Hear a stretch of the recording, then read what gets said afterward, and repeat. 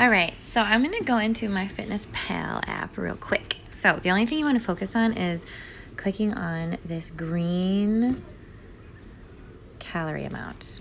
So if you click on it, you'll be able to change it kind of mid-screen where it says 1800 down here, bottom right.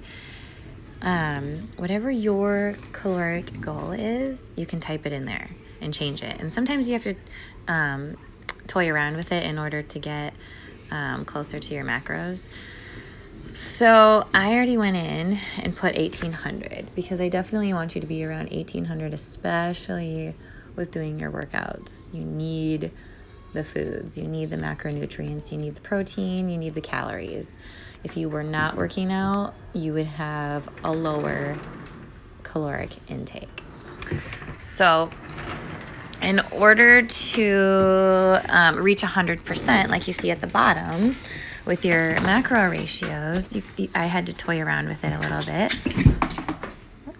And I got to a place that was closest to the grams that I wanted for you for each macro. So I want you to stay around 180 grams, 158 grams of protein, and around 50 grams of fat, and that equals 100. So if you can do that, that should be, I'm going to screenshot that for you. That should be perfect. And that's really the only thing you want to focus on right now is making sure that's set correctly. And then as you go through your day, you'll literally, everything you put in is going to be stored in there to click on as like a recent food that you already have in your history. So say you had a cup of brown rice, you add it in there. And then say you had some peas with that, whatever. These are just examples. It will deduct the calories up at the top, but it will also, if you click on the green calorie amount, it will give you a breakdown when you click on the nutrients and macros. And the only thing I want you to look at is the middle column, the nutrients. Don't look at anything else because it's just sort of confusing and you don't really need to. So you'll see what the foods were, how many carbs, proteins, and fats were in it, what your overall goal is for the day, and what you have left.